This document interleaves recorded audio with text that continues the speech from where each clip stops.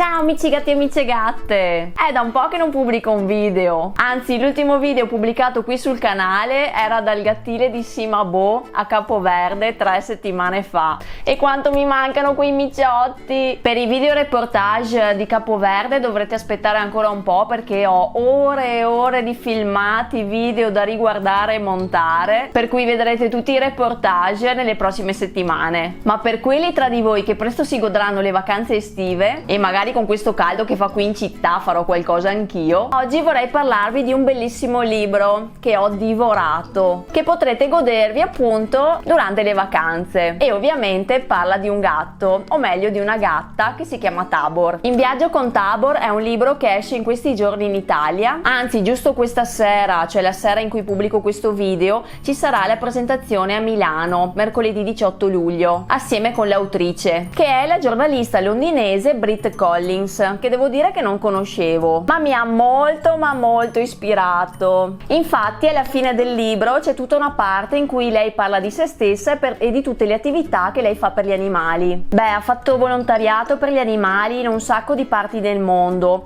e secondo voi poteva non ispirarmi?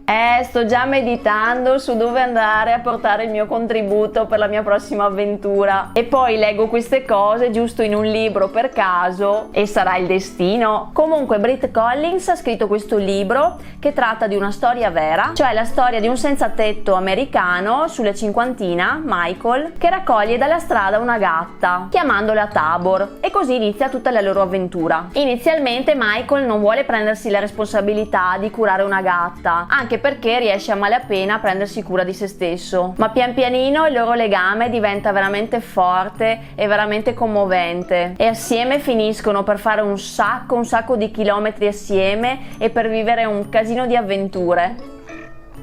Però Tabor, il cui vero nome in realtà è Mata, ha già un proprietario che la sta cercando, e alla fine il senza tetto Michael scoprirà che la gatta ha un microchip e purtroppo dovrà restituirla, aggiungendo anche questo dolore a una vita fatta di perdite, di sofferenze, e qui vi assicuro giù i lacrimoni, anche pensando appunto che è una storia vera e che fa vedere anche molto la vita proprio dei senza tetto in America, che è un po' in contrasto in effetti con la vita che fa il reale proprietario di Tabor o di Mata in una casa confortevole. Bellissime le parole di Michael che dice: la gatta è stata un arcobaleno in un mondo buio, e infatti nei mesi con lei Michael si è ritrovato ad avere momenti di pura gioia, di amore per questa gatta, anche per il fatto di doversi prendere cura di questa creatura che inevitabilmente l'ha conquistato totalmente. E quante volte, amici gatti, prenderci cura dei nostri amici ha curato anche le nostre ferite. L'autrice del libro, Brit Collins, ha fatto sua questa storia vera, ed anche per lei è stata proprio una cura per vari problemi personali che aveva in quel momento, e che potete leggere nell'ultima parte del libro. E questa storia è stata anche lo stimolo per lei per organizzare proprio un Cat Festival a Londra il 14 luglio per la prima volta,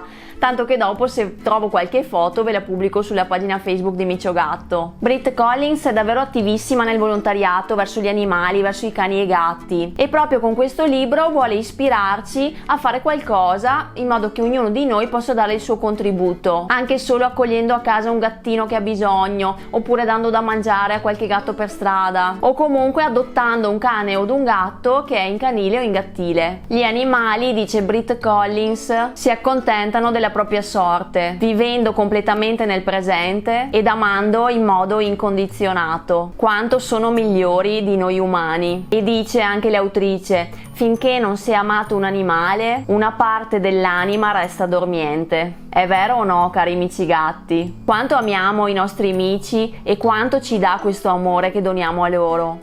Quindi, amici gatti, tanta ammirazione per questa autrice, e consiglio vivamente questo libro, che è una bellissima storia d'amore tra Michael e Tabor, proprio una storia vera. E se lo leggerete fatemi sapere che cosa ne pensate. Io vi aspetto nel prossimo video, e iscrivetevi al canale YouTube di Micio Gatto per vedere tanti video a tema gatto. Ciao amici gatti e amiche gatte!